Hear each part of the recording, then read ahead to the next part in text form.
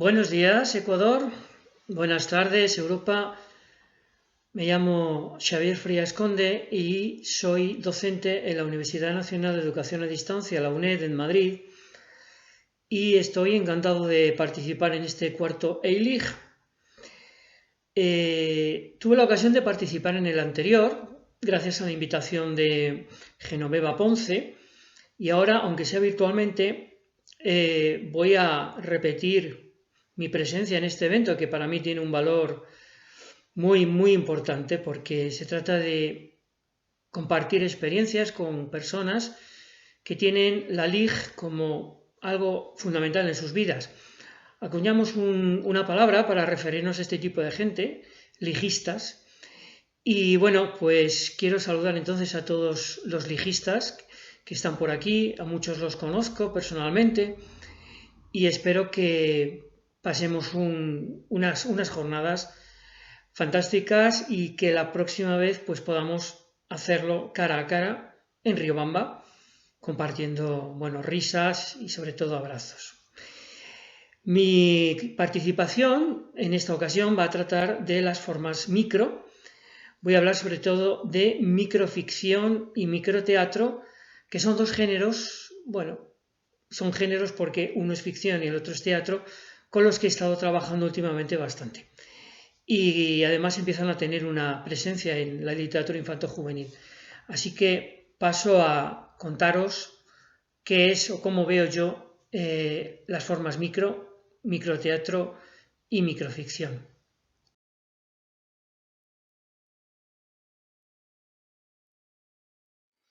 Bien, pues comencemos con lo micro.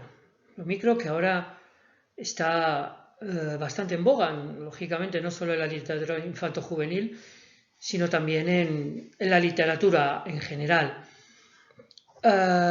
Se habla mucho de microliteratura y es un concepto que a mucha gente puede chocar. Lógicamente sabemos que lo micro es lo pequeño. Ahora, ¿hasta qué punto? ¿Significa que lo micro tiene menor calidad? Pues evidentemente no. De todos modos, cuando hablamos de microliteratura, no hablamos de microgéneros, porque los géneros, al menos los tradicionales, los tres que todos conocemos, la poesía, el teatro y la narrativa, probablemente podríamos hablar de más hoy en día, pero vamos a centrarnos en estos tres. Estos tres géneros tienen una versión micro. Entonces, si hablamos de microgéneros, estamos hablando de la versión reducida de los géneros tradicionales. Y dentro de la ficción, pues no es que haya un género microficción, sino que hay formas de microficción. La ficción es un género, pero la microficción no es otro género. Es una forma reducida de la misma. Y lo mismo podríamos decir del teatro. El microteatro no es un género, es una forma de teatro. Lógicamente, cuando trabajamos con estas formas, lo que estamos diciendo es que su duración, y esta es la palabra clave, su duración es bastante reducida. Y además, dentro de estas formas hiperbreves, vamos a encontrarnos con dos palabras, que son micro y nano. Más adelante vamos a ver la diferencia que hay entre lo micro y lo nano, entre la microficción y la nanoficción. Y del mismo modo que existe el microteatro, yo me pregunto si existe el nanoteatro. Esto después lo dejo en el aire, volveré sobre esta cuestión ya al final de mi comunicación. Así pues, dado que hasta ahora hemos visto que existen básicamente dos géneros micro, porque la poesía en sí es muy complicado decir que pueda ser micro o no, un solo poema es micro, el poemario como tal es un libro, entonces la poesía de momento la vamos a dejar fuera y dentro de los dos géneros con los que vamos a trabajar, la ficción y el teatro, vamos a empezar con la microficción y que es el género que más presencia ha tenido en la literatura infanto-juvenil hasta ahora.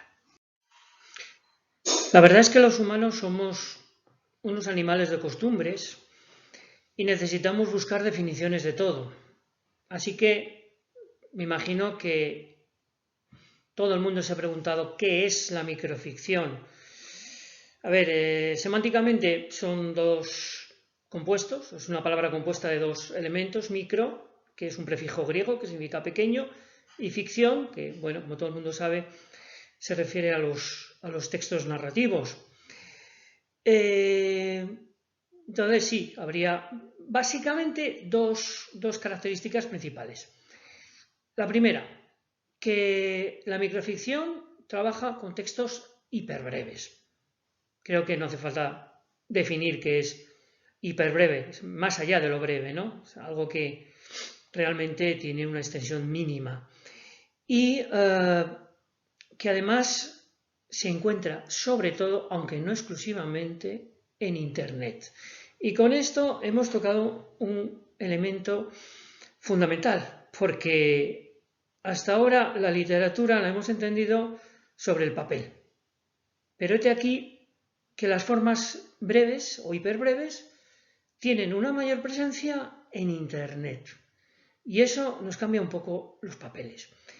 Yo hace años acuñé el término, bueno, no lo acuñé yo, pero digamos que lo generalicé en mis comunicaciones sobre la microficción, acuñé el término ciberliteratura.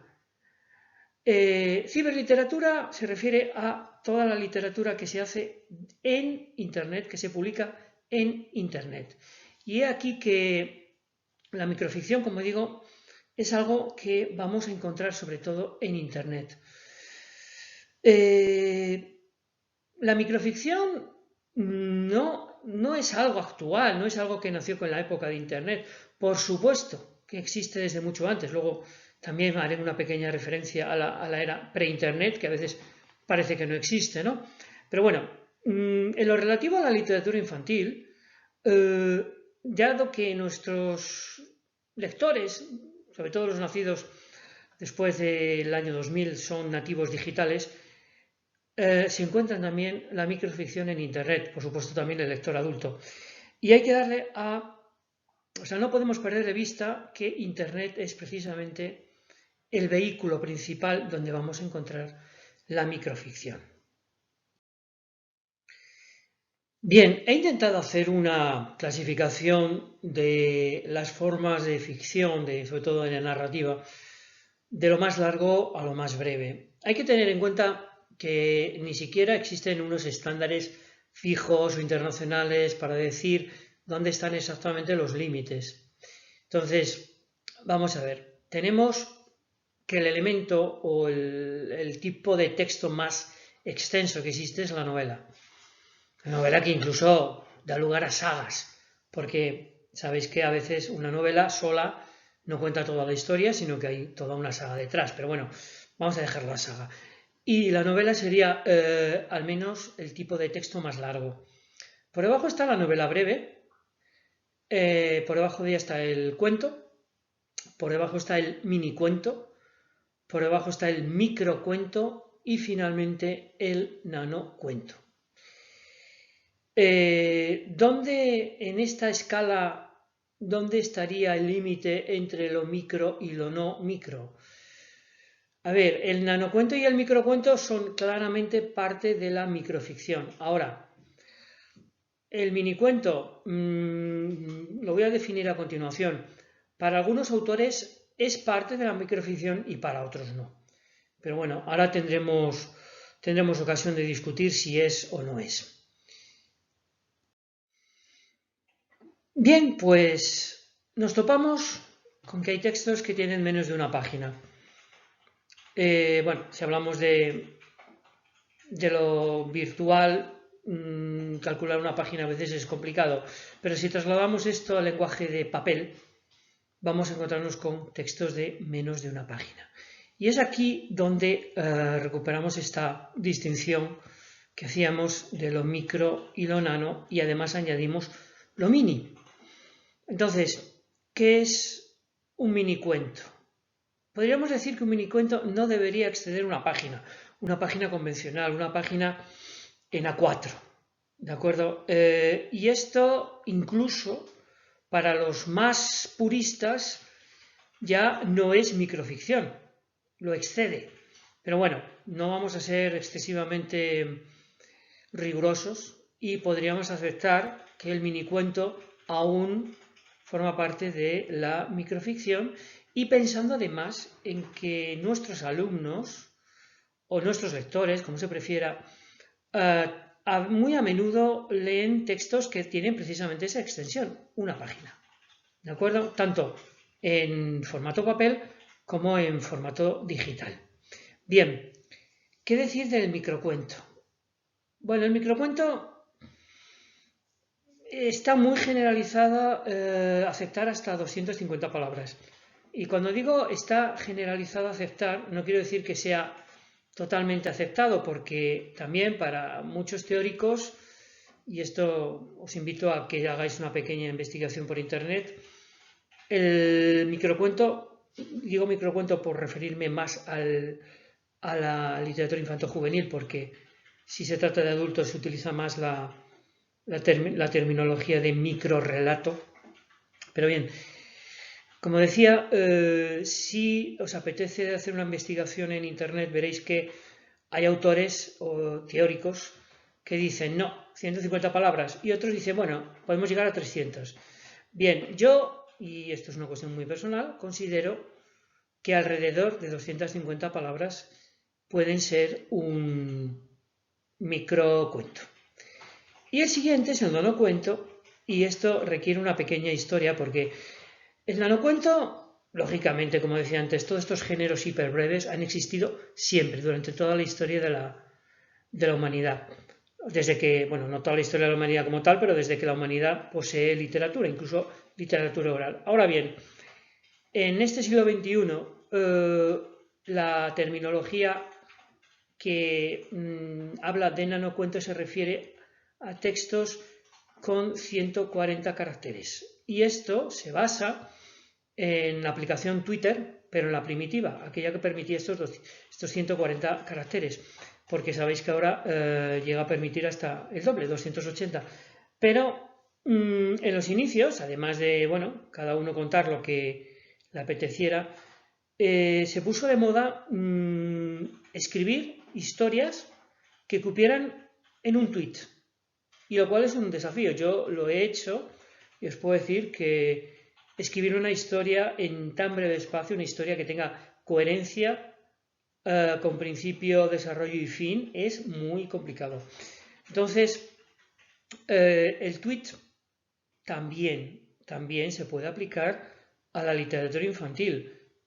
Incluso alguno diría es ideal para este tipo de lectores tan sumamente perezosos que son incapaces de leer 10 líneas.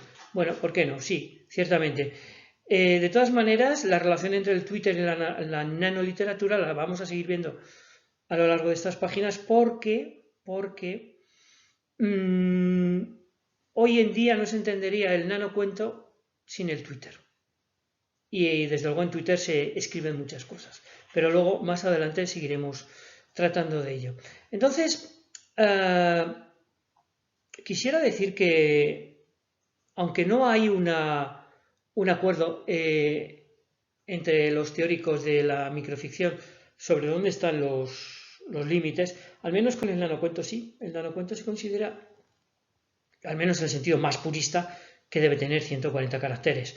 Lógicamente, vamos a encontrarnos nanocuentos un poquito más largos y yo no me atrevería a decir que no son nanocuentos, pero bueno. Y además, hemos hablado entonces de mini, micro y nanocuento. ¿Dónde queda el cuento? Pues el cuento, al menos yo lo entiendo así, el cuento convencional no puede tener menos de una página. Entonces, a partir de una página podríamos estar hablando del cuento tradicional. Tradicional en el sentido del cuento tal como lo hemos entendido toda la vida, no necesariamente el cuento de tradición oral, sino el cuento puede ser de un autor moderno creado y, al menos desde mi óptica, debería tener algo más de una página. Hace un ratito dije que la microficción actual, incluso la infantil, se ha desarrollado sobre todo en Internet. La presencia de la microficción fuera de la red todavía es muy escasa.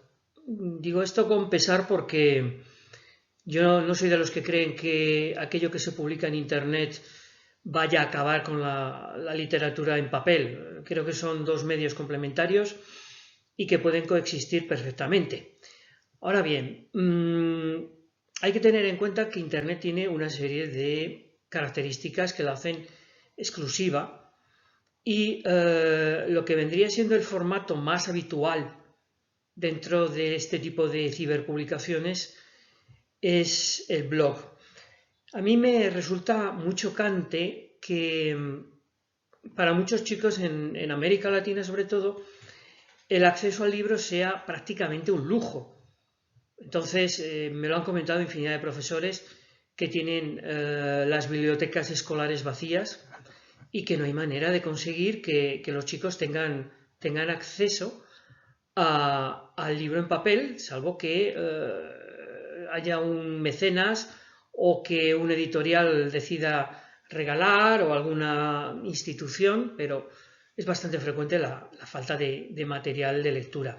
Entonces, lo que ocurre es que, y esta es la paradoja a la que me refería antes, muchos de esos chicos, aunque no tengan acceso al libro, sí lo tienen a Internet.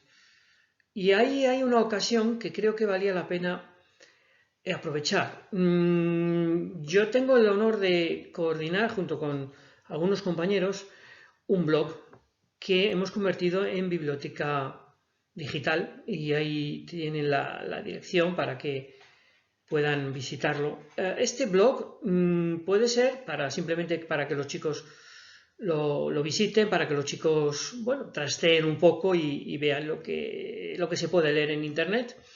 Es un blog que tiene la característica de biblioteca digital, como acabo de decir, y por tanto recoge textos de distintas categorías. No todo lo que hay es microficción, hay un poco de todo. También hay algo de microteatro, hay poesía, hay cuentos grabados en vídeo, en fin. Lo que quiero insistir es que Internet es una opción que no podemos descartar. No podemos pensar que vamos a continuar eternamente y exclusivamente con los libros en papel. Repito la idea, el papel va a quedarse para siempre, pero tendrá que compartir protagonismo con lo que se hace por Internet. Debemos entrar ya en materia, a ver cuáles son esos elementos que caracterizan a la microficción. Yo he destacado 9, pero bueno, depende de cada estudioso. A ver, el primero de ellos tiene que ver con la condensación de la historia. Y esto es evidente porque al ser géneros hiperbreves requieren de una limitación muy grande. Entonces el narrador normalmente se queda en los hechos. Todo aquello que es superfluo desde el punto de vista de la extensión no aparece. En la microficción es muy común la ausencia de contexto y de trasfondo, porque ocuparía más espacio. Entonces hay ausencia generalmente de referentes temporales y locativos. El periodo histórico o temporal que se recoge también puede variar. Lo normal es que transcurra en unos segundos, unos minutos, unas horas, pero bueno, hay microrelatos, microcuentos que pueden ocurrir durante siglos. No es lo normal, pero teóricamente puede ocurrir. Y además en cualquier momento de la historia. Por supuesto que también existen las distopías, es decir, estamos hablando de ficción. Y casi todos los elementos propios de la ficción, también de la ficción infantil, se pueden encontrar en la microficción, pero condensados. Sí que es una característica típica del microcuento que se puede sostener, y lo vamos a ver enseguida, exclusivamente con diálogos. Eso es algo que en los cuentos normales sería muy difícil, pero en la microficción se puede. Además, este tipo de textos serían aptos para ser utilizados incluso como SMS en los celulares, en los móviles, de manera que se pueden enviar. Incluso para los chicos, sí. Hay un problema y es que los SMS no son gratis, pero bueno, hay bastantes experiencias de microficción enviada a través de SMS y hoy en día podríamos decir otras aplicaciones como WhatsApp o Telegram permitirían este tipo de difusión también. Como digo, o ya vengo repitiendo, no hay información superflua. Esto es importantísimo porque todo aquello de más que se comente alarga la historia, quizás innecesariamente. Así que las descripciones, por ejemplo, quedan fuera. Los personajes muchas veces no se sabe ni su sexo, porque como decía antes, son diálogos. O sea, si se mantienen, por ejemplo, con diálogos, no sabemos quién está hablando, no sabemos su sexo, su edad, su condición, porque todo esto no se recoge. Y de esa manera los personajes son voces, no son más que voces. Y esto da lugar a algo que es realmente interesante. En la ficción habitual, en la ficción, digamos, tradicional, el gran trabajo lo hace el autor, que es el que presenta hechos, diálogos, personajes, pero en la microficción lo que nos estamos encontrando es que el lector es muy activo, no es tan pasivo como es en la ficción normal, sino que se convierte en un elemento activo porque tiene que reconstruir mentalmente una gran parte de lo que está leyendo. Entonces, el ser humano, por sus características, cuando se enfrenta a uno de estos diálogos, es muy probable que a cada uno de los personajes le asigne una voz, un sexo, una condición, y de esta manera, cada micro relato leído, digamos que tendría una forma completamente diferente según cada lector, mucho más que en la narrativa tradicional. Y esto es algo que, a mi modo de ver, es maravilloso, algo que solo ocurre con la microficción y que además, como digo, involucra al lector de una manera que en otro tipo de textos no conseguiríamos hacer. Lógicamente el lenguaje, a ver, ¿se tiende a la simplicidad? Sí. ¿Significa eso que es un lenguaje pobre? No, no. También vamos a evitar construcciones largas porque evidentemente también la extensión del texto no permite expresar todo aquello que, bueno, el autor considere imprescindible y por tanto lo que cree que como decía antes, el lector pueda reconstruir por su cuenta, se lo deja él, al lector. Y bueno, el hecho de narrar en primera o en tercera persona, como ocurre en la narrativa normal, pues aquí pasa exactamente lo mismo. O sea, en ese sentido no hay ninguna diferencia. Trasteando por internet me encontré este cartelito que me parece que recoge una serie de elementos muy interesantes también que ayudan a definir lo que son los microcuentos, ¿no?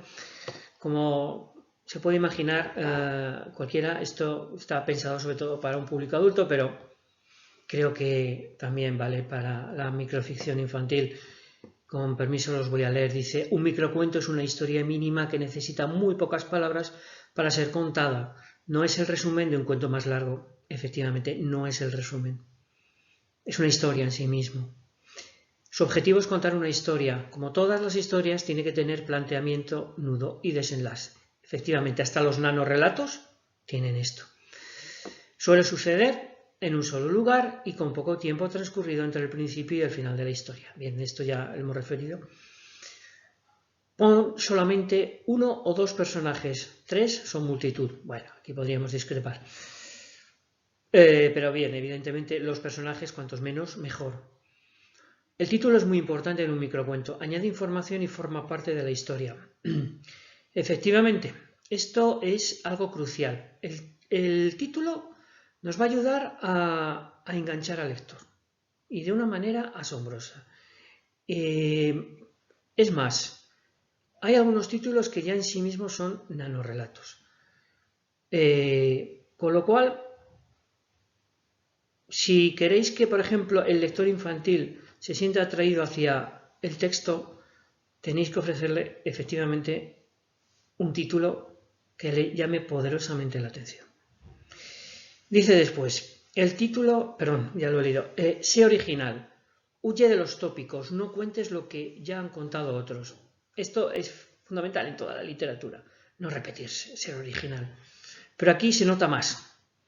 O sea, los temas ya tocados, aún aquí, son todavía más perceptibles. Entonces, es mejor darle al magín, dejar la imaginación fluir y a ver qué se nos ocurre. Y por último dice, en los enlaces encontrarás aplicaciones TIC interesantes para escribir, publicar y compartir. Bien, es el enlace que tenéis a la izquierda de la diapositiva.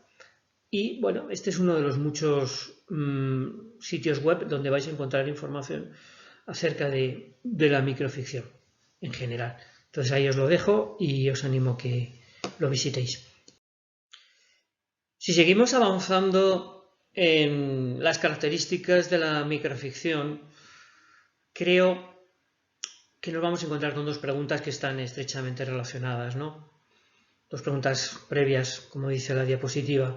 La primera, ¿qué rasgos debe poseer un microrrelato para ser considerado bueno? Bien, esta pregunta creo que se responde de una manera muy sencilla, diciendo nada más que aquello que hace bueno un relato, un cuento, también lo hace o sirve para explicar que un microrrelato o un microcuento sea bueno.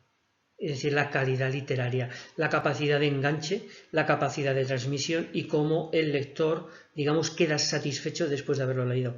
No le veo más misterio. Estamos hablando siempre de literatura, entonces los criterios son los mismos. La diferencia entre el cuento y el microcuento básicamente es la extensión, por lo tanto, lo que da calidad a un cuento también se lo da a un microcuento, pero dentro de lo que venimos diciendo de la brevedad. ¿Por qué es interesante? Es la segunda pregunta, pero es lo mismo. Es interesante, y dejadme volver a lo que dije en la diapositiva anterior, que es la capacidad de enganche. La capacidad de enganche que a veces depende del título. Entonces, un buen título que atraiga la atención y después el contenido no defrauda al lector, eso es lo que lo hace interesante. Y además, en el caso de la microficción, cuando trabajamos con libros, no solamente con microcuentos sueltos, el conjunto, para que sea interesante, tiene que ser enganchador. No sé si se puede utilizar esta palabra. Tiene que tener capacidad de enganche al lector microcuento tras microcuento. Y eso, dirigido a un público infantil, es algo realmente difícil. Difícil, pero no imposible. Entonces, ahí es donde yo creo que radica el interés de la microficción. Entonces, las microhistorias, hay un tópico o una creencia general de que todos los microcuentos son graciosos. Y es verdad que una gran parte de ellos, muchos, yo creo que incluso más de la mitad, están escritos en clave de humor. Eso no se puede negar. Pero no se puede decir que todos los microtextos son graciosos. Entonces, dentro de ellos, incluso dentro del microtexto que dirigimos al público infantil, nos vamos a encontrar elementos como la ironía, por ejemplo, la ternura, la capacidad de denuncia, o sea, textos que vayan en un tono serio, como digo, no es lo más frecuente, pero o un tono neutro, tampoco tendría nada de extraño. Pero bueno, sí es verdad que lo humorístico es predominante. Y hay un elemento también que ahora cito y que luego tendremos ocasión de ver con más detalle. A veces un microcuento, sobre todo si está planteado como diálogos, es indistinguible de un texto dramático, de un texto teatral. Entonces ahí tenemos uno de esos límites entre la narrativa y la dramaturgia, un límite que se disipa, que no queda claro y precisamente es en estas formas micro donde lo vamos a ver de una manera muy especial. Como digo, dentro de un poco más adelante vamos a encontrarnos algunos ejemplos de esto. En lo relativo a los soportes, ya he dicho que los las formas micro y nano se encuentran sobre todo en Internet.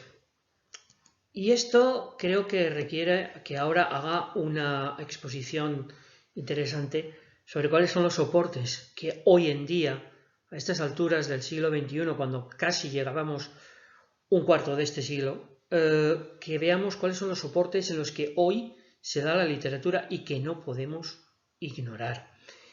A ver, por un lado tenemos la literatura convencional, la de siempre, la que se ha hecho en papel. El papel es su vehículo.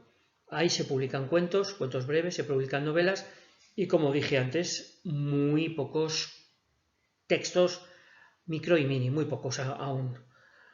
Voy a dejar la del medio y voy a saltar a la de la tercera columna, la ciberliteratura, la literatura que se hace por Internet, aquella cuyo vehículo principal, aunque no exclusivo, es el blog. Entonces aquí es donde abundan los textos más breves, los hiperbreves, los micros y los nanocuentos, e incluso los cuentos breves a los que me refería antes, que no son propiamente microficción, pero un cuento de 1 o 2 páginas en un blog entra o cabe bastante bien. Y queda el del medio, la columna del medio, que es la que yo vengo llamando literatura virtual o digital, depende porque se puede llamar cualquiera de las dos maneras. Quizás literatura digital es más correcto.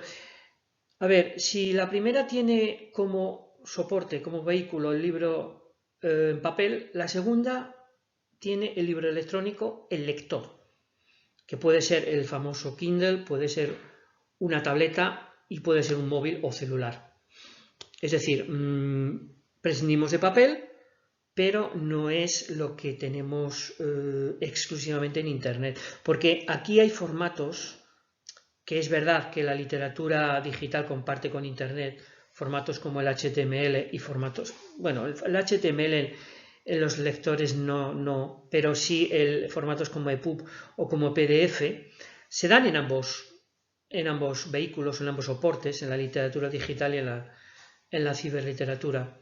Probablemente el más extendido sea el PDF. Entonces, cuando uno tiene uno de estos lectores, puede leer una novela, igual que la lee en papel, puede leer un cuento, podría tener microficción, no es muy común tampoco, pero digamos que los formatos macro son mucho más frecuentes en la literatura convencional y en la literatura virtual, mientras que los formatos micro son comunes en la ciberliteratura. Que estamos hablando de Internet como algo constante, común en estas generaciones de lectores, sobre todo del segundo milenio, hay una cuestión que me gustaría matizar, y es que en la literatura digital la presencia de la LIG es todavía muy pequeña.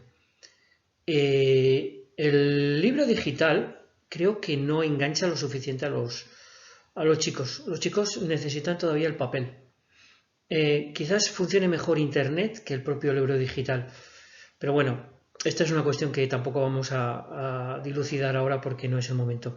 En todo caso, Internet sí, pero ¿qué pasa? Que antes de Internet no existió lo hiperbreve. Claro que existía. La microficción existía y hay bastantes ejemplos. Estaba recordando, por ejemplo, los cuentos al teléfono de Rodari, escritos hace bastantes años ya, si no recuerdo mal, década de los 70. No existe Internet entonces y son unas joyas maravillosas. Pero me voy a centrar en las fábulas que las hemos conocido todos de pequeños. Los tres grandes fabulistas, Esopo ya que viene del mundo clásico griego, el francés La Fontaine y el español Samaniego, ¿no? Ahora, si nos damos un paseíto por lo que es la fábula, a veces se nos olvida que la fábula era en verso. Entonces, luego también tendremos ocasión de hablar del verso, pero, por ejemplo, una fábula muy conocida que es la del El zorro y la cigüeña, que arranca también de Esopo, pero bueno, La Fontaine la recupera y la reescribe. No voy a leer toda la fábula, pero os vais a dar cuenta enseguida, un francés cómo efectivamente es un cuento rimado, no es un poema, es un cuento rimado.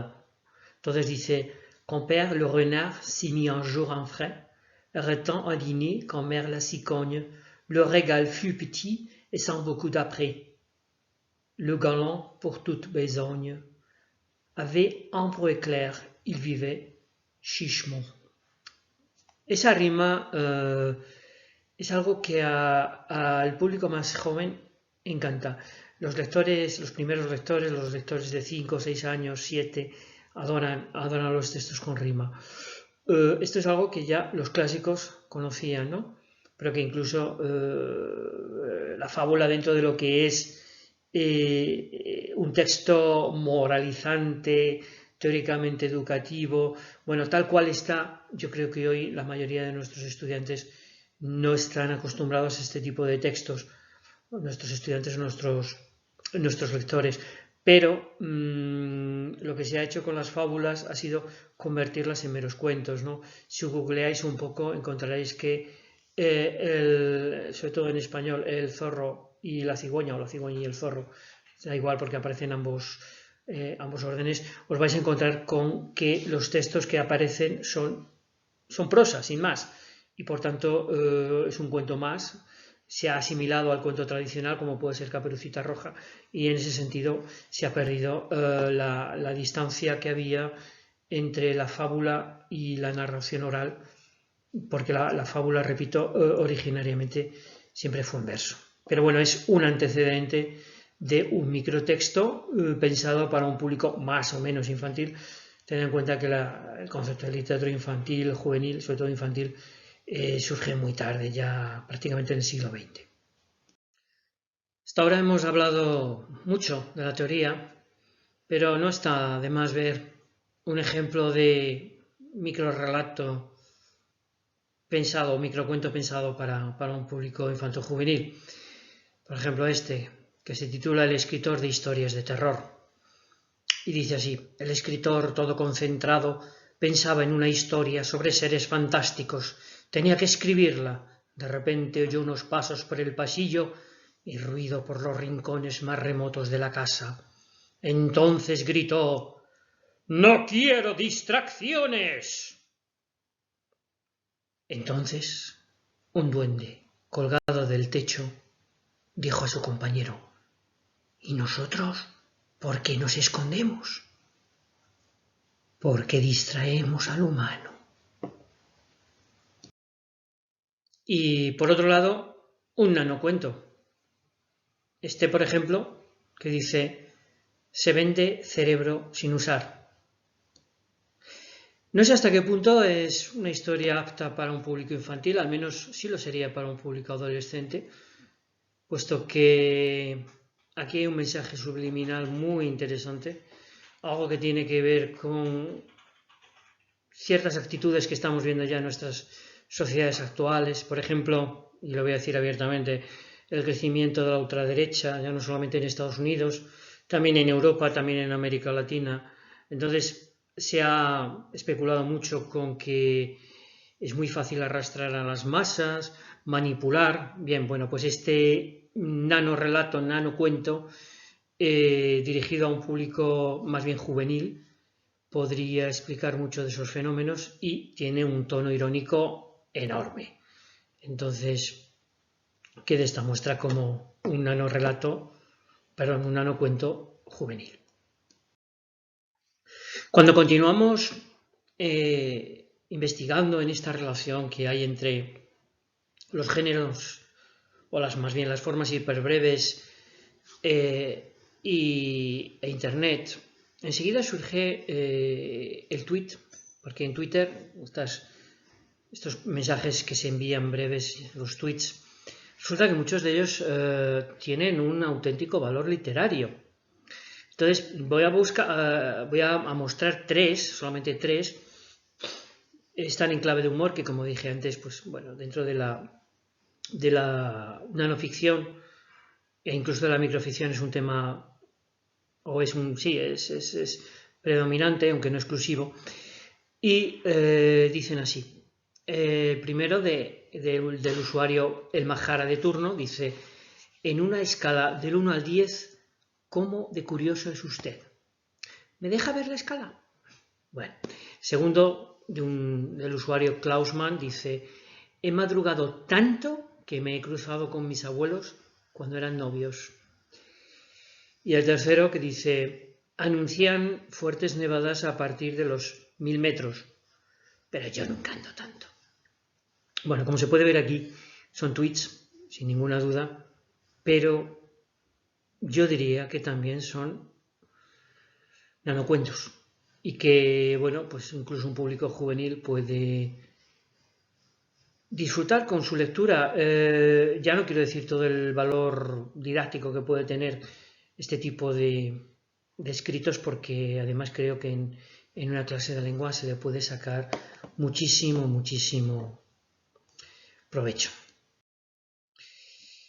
El otro elemento que a mi modo de ver está en el límite también, que a menudo no sabemos si es una cosa u otra, es el chiste. A ver, el chiste, lógicamente hay más de un tipo de chiste. Hay el chiste gráfico, pero también el chiste escrito, ¿no? O sea, incluso los tweets que acabamos de ver podrían ser considerados chistes, sin más. Este aquí, bueno, está en asturiano, pero se entiende bastante bien. Será la vuelta al colegio en el año 2020, ¿verdad? En plena pandemia de la COVID. Y dice, siempre he dicho, o siempre dije, que de mayor quería ser astronauta, pero mira, al final lo conseguí antes de lo previsto. Y responde la niña, cosas del COVID. Bueno, es un chiste, sí, en este caso en viñeta, pero no podríamos decir que es un microcuento o un nanocuento. Yo creo que sí, y lo único que aquí hay un contexto de la imagen que en el nanocuento no está. Pero pensemos una cosa, muchas veces los nanocuentos o los microcuentos van acompañados de una imagen, como el cuento en general, ¿no?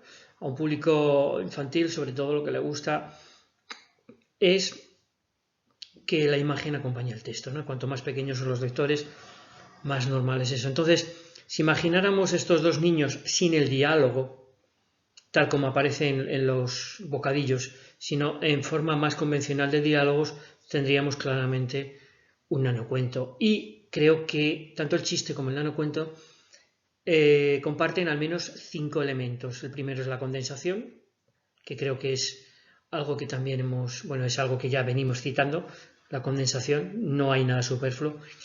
La frecuente ausencia de contexto y trasfondo, en este caso sí lo hay, porque estamos hablando de la COVID y sabemos que son niños, pero podríamos encontrarnos con que en muchos casos no lo sabemos, no sabemos qué tipo de personajes son. Toda la historia se sostiene con diálogos, eso es evidente. Está disponible para móviles o celulares, eso también es evidente. Y la información es muy limitada, exacto. Solamente se dice aquello imprescindible para entender el mensaje, nada más. ¿Qué decir de los personajes, de los microcuentos? Bueno, este esquema creo que recoge bastante bien lo cual serían las características principales que presentan los microcuentos respecto a los personajes. La descripción de rasgos físicos suele evitarse. Solo se dice aquello que es imprescindible y, como ya vengo diciendo a lo largo de esta comunicación, a veces no se dice nada. Y entonces se deja todo a la interpretación del lector. Si las descripciones son necesarias, insisto, son lo más breves posibles, y las referencias a la edad e incluso al sexo a veces tampoco se dan, sobre todo la edad. Los rasgos psicológicos no se describen, pero muy a menudo están presentes en el diálogo o en la descripción de la acción. Ahí se puede sacar hacerse una idea de cómo es el personaje desde el punto de vista psicológico. Y por supuesto, esto implica que los personajes a veces son solo y exclusivamente voces, nada más. Los personajes, evidentemente, debido a la brevedad, son pocos, desde 1 a 3, 4. Se puede hablar de la masa la masa, pero la masa es un personaje también, al fin y al cabo. No son X individuos, sino que es un personaje, la masa. Y de ahí que el colectivo pues sea indistinguible. Y por último, decir que el personaje se conoce más por lo que dice que por lo que hace, en la mayor parte de los casos, no siempre. Pero sí es más frecuente que el personaje se desenvuelva en el relato a través de la acción, perdón, del diálogo más que de la acción. ¿Qué decir del espacio-tiempo? Es muy frecuente que no haya ninguna referencia espaciotemporal, es decir, la historia podría haber ocurrido en cualquier momento de la historia, salvo que haya algún elemento que nos retrotraiga al momento actual. No sé, quizás si habláramos de teléfonos celulares móviles, podríamos pensar que estamos en el siglo XXI. La duración de la historia puede ser tan larga como la duración de los diálogos. No hay una historia que sea demasiado larga por lo general, aunque esto no implica que en un microcuento pues haya un salto y que la historia pueda ocurrir o continuar en un futuro, que no sabemos cuándo, o incluso saltos al pasado. No son muy frecuentes, pero teóricamente podría haberlos. Un salto al pasado que se puede resolver en 3 líneas, no necesita. Aunque la verdad es que el espacio, como digo, es bastante irrelevante por lo general, y de esa manera podemos situar dónde y cuándo la mayor parte de las historias donde queremos. Con esto lo que quiero decir es que, o repetir una idea que ya dije antes, y es que le toca al lector situar el dónde y el cuándo donde mejor le parezca. Porque el narrador no lo dice. Y esto a la hora de explotar este tipo de textos con un público infantil también da mucho juego. Porque siempre cabe preguntar, ¿y qué pasa? ¿Dónde pasa esto? ¿Cuándo pasa esto? Y ahí nos podríamos quedar muy sorprendidos con las respuestas de los chicos y las chicas porque su capacidad imaginativa es muy superior a la nuestra de adultos y nos darían respuestas realmente sorprendentes. A ver, de los diálogos, como he dicho, tienen una importancia mucho mayor en la microficción que en la ficción normal, la ficción macro, en la macroficción. Entonces, el peso que tiene el diálogo es a veces toda la historia, como ya hemos visto, y repite una idea que ya dije antes, en la nanoficción, sobre todo en la nanoficción, el hecho de que la historia se apoye en diálogos es lo que nos lleva a pensar si el texto sigue siendo narrativo o si, por el contrario, ya estamos ante un texto dramático. El lenguaje de la microficción, evidentemente, como tiene que tender a la brevedad, es más complicado hacer construcciones largas, se tiende a oraciones más cortas, es indiferente que haya una primera o una tercera persona como narrador, repitiendo una cosa que me vais a decir, ¿ya lo has dicho 5 veces? Sí, pero tengo que decirlo. Todo lo superfluo se omite y se va directamente a los hechos. Y una idea importante, lo simple, lo breve, no significa que el lenguaje sea descuidado. Eso es muy importante, porque a muchas personas les ha dado por pensar que cuando leemos textos de este tipo, estamos leyendo textos de una baja calidad lingüística y literaria, y no es así. Es más, los recursos lingüísticos, al ser más limitados, tornan más difícil la escritura creativa. Y por eso hay muchos autores que dicen, yo soy capaz de escribir una novela, pero soy incapaz de escribir un relato o un microrrelato. Las temáticas, y aquí es un punto donde hay una diferencia importante entre la literatura destinada al público infanto-juvenil y la literatura destinada al público adulto, aquí es importante fijarnos un momento porque, como digo, aquí sí hay diferencias. A ver, ¿qué encontramos en la microficción infantil? Encontramos muchos temas de lo cotidiano, algo que a los lectores jóvenes puede importar mucho porque hace referencia a su entorno. Temáticas, sobre todo en lo juvenil, que podríamos centrarnos, por ejemplo, se me ocurre temáticas de género, temáticas de violencia, temáticas familias monoparentales, temáticas de acoso escolar, etcétera, pueden aparecer. Claro que sí. El terror. Hay quien piensa que en un microcuento no se pueda escribir una historia de terror, pues están muy equivocados. Hay magníficas historias de terror e incluso para público infanto-juvenil escritas como microcuentos. Otro tema que también aparece mucho son las relaciones personales, ¿no? Las relaciones, sea para definirlas, sea para sacarle la parte humorística, las anécdotas personales que tienen, yo creo que tienen mucha cabida porque a todos nos gusta contar historias que nos han pasado, sobre todo si son graciosas, ¿vale? Y el quinto tema que yo resaltaría es la fantasía. La fantasía está presente en toda la narrativa infanto-juvenil, sobre todo infantil. Entonces, pensar que la fantasía está ausente en la microficción sería no conocer la microficción. Hay muchísima fantasía y un microrelato escrito para un público más joven, probablemente si rebosa fantasía será muy bien acogido. Y, a ver, si estamos escribiendo para un público infanto-juvenil, hay temas como el erotismo, que no nos vamos a encontrar. Podríamos encontrarnos temas del absurdo, literatura del absurdo. Bueno, es más raro, pero sobre todo en un público ya más adolescente quizás. Y la crítica social, bueno, antes comenté el nanorrelato, ¿no? El del cerebro. Vendo cerebro sin usar. Bien, ahí hay una crítica social, pero estamos de nuevo hablando de un público de una cierta edad, o sea, un público infantil, propiamente infantil. No vamos a llegar con este tipo de temáticas. Y bien, pues voy a dejar ahí la parte de la microficción, vamos a hablar del microteatro. Microteatro tiene un problema y es que su presencia en la literatura infanto-juvenil es aún menor que la microficción. Entonces vamos a ver un poquito cuáles son sus características y alguna muestra también de microteatro.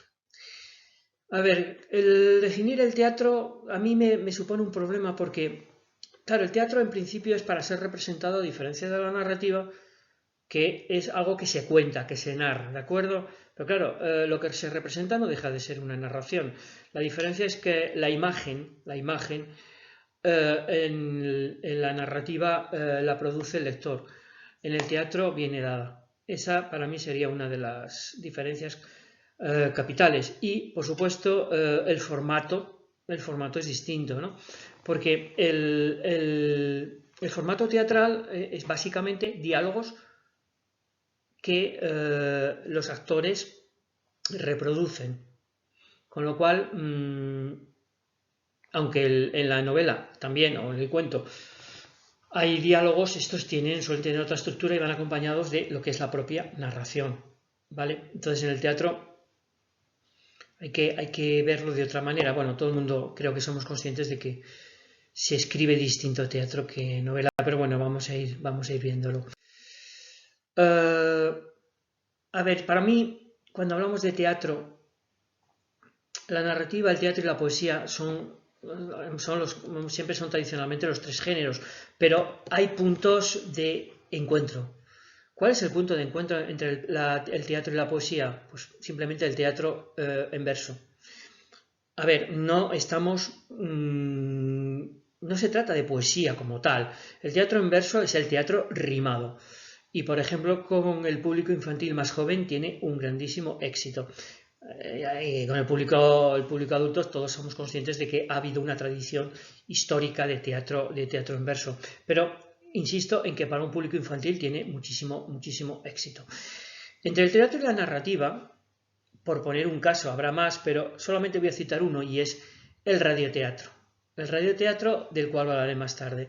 ¿Y cuál es el encuentro entre la narrativa y la poesía? Pues igual, es el cuento rimado. Para mí es el caso más claro donde podemos encontrar que estos dos géneros se encuentran. Y desde luego también es un género o un intergénero que tiene muchísimo éxito entre el público infanto-juvenil. Esta relación entre la narrativa y el teatro no solamente da lugar, como decía antes, al radioteatro, vamos, porque las radiopiezas prescinden de la imagen, que es uno de los elementos propios del teatro, pero a su vez es el texto teatral con ciertas adaptaciones. E incluso me atrevería a decir que la historieta o cómic también de alguna manera es un punto de encuentro entre la narrativa y el teatro, aunque para muchos autores, y no es ningún disparate decirlo, la historieta es un nuevo género en sí mismo, ya distinto de los tradicionales. Por tanto, las características que definen el microteatro, la micropieza, serían básicamente estas que señalo aquí. Lo normal es que haya un solo escenario, como máximo 2, pero casi siempre es uno solo. También un mínimo de personajes, 2, 3. Los diálogos suelen ser bastante breves. Y la duración, esta es la clave. A ver, esto no es algo estándar, pero yo me atrevería a decir que que debería ser algo así, 7 minutos de duración o 7 páginas en formato normal de DIN A4. Por supuesto es una historia completa, no es un esbozo de algo. Igual que decíamos que un minicuento no es un resumen de un cuento, una micropieza no es un resumen de una pieza. Y generalmente, aunque esto tampoco es algo totalmente general, pero suele haber un mínimo atrecho, un atrezo mínimo para que el escenario quede bastante libre. No está recargado, como puede pasar en obras más largas.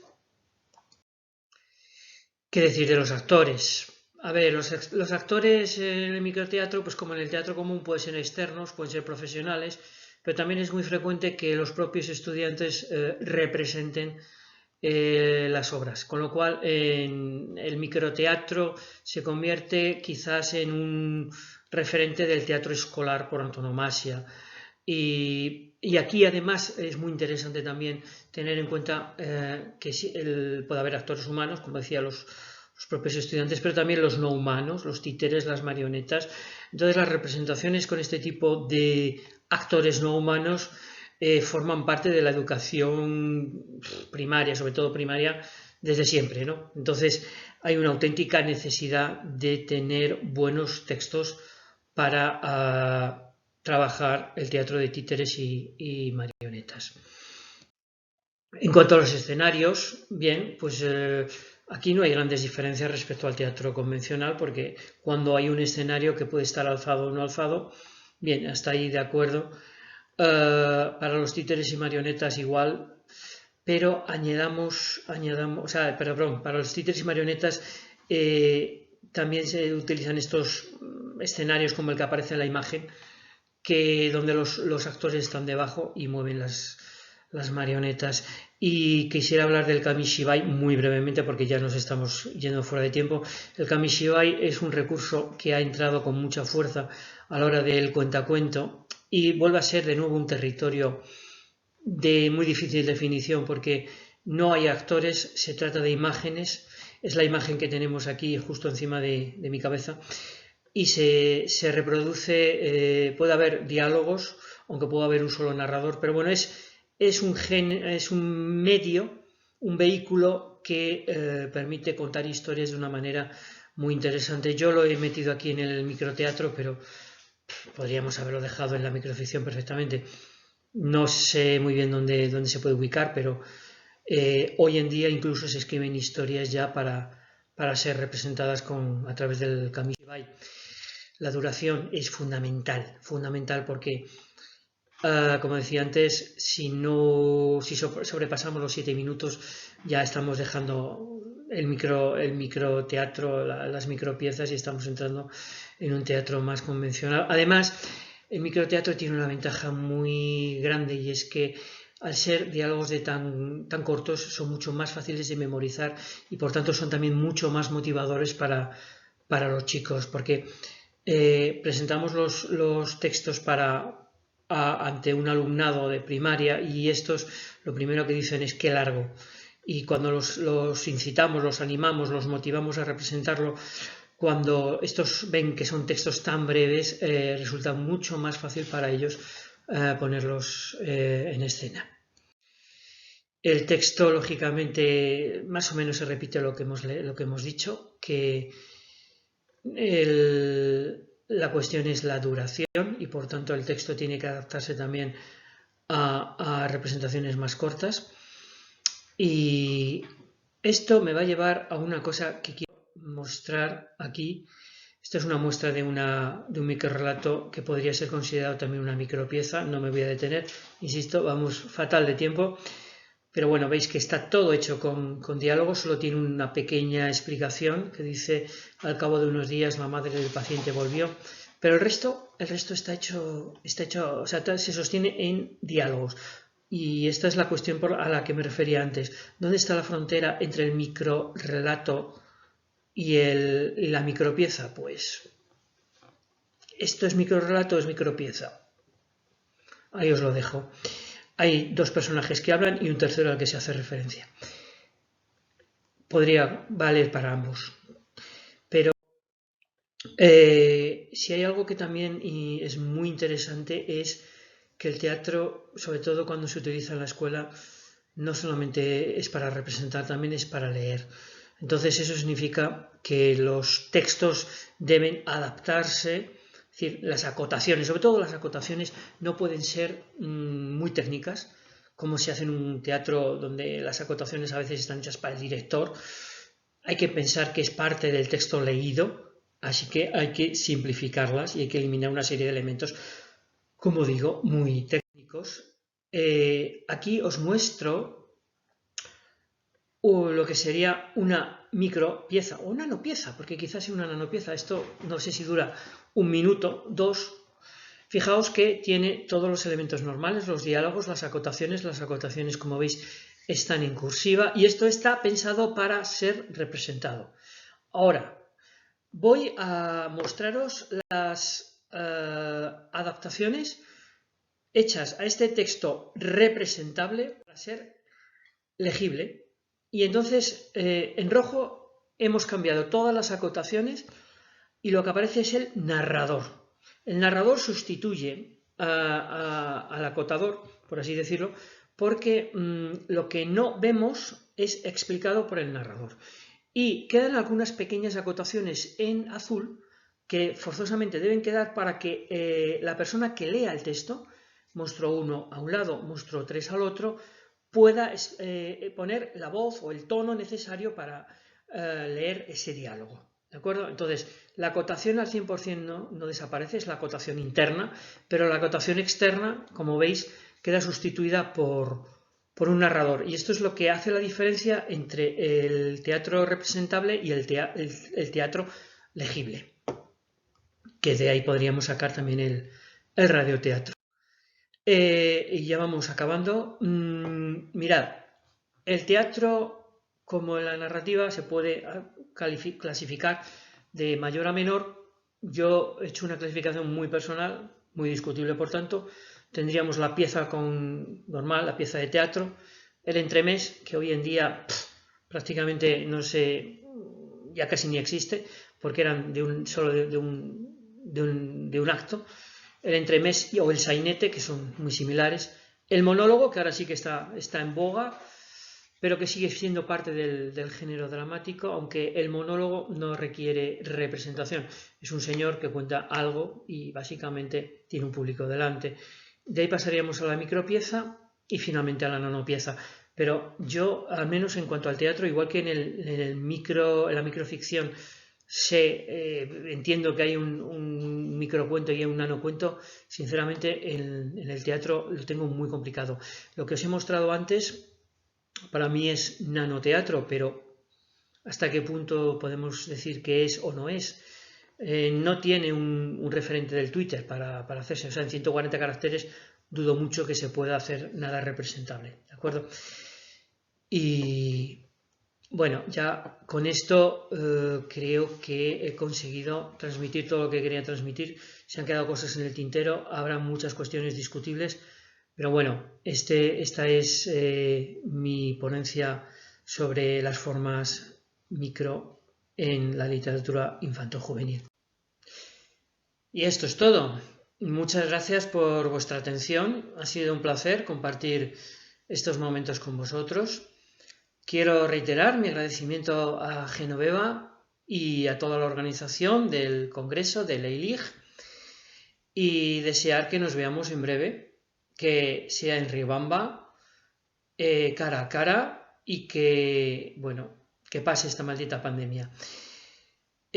Os dejo aquí mi dirección de correo por si alguno quiere contactar conmigo en algún momento y también la dirección de mi blog personal, Fabulandia, que es donde voy colgando mis textos. Ahí tenéis bastantes muestras de microficción y también de microteatro. Quedo a vuestra disposición para lo que gustéis y desde La Mancha, la tierra de Don Quijote, os mando un muy fuerte abrazo a todos y todas y hasta pronto.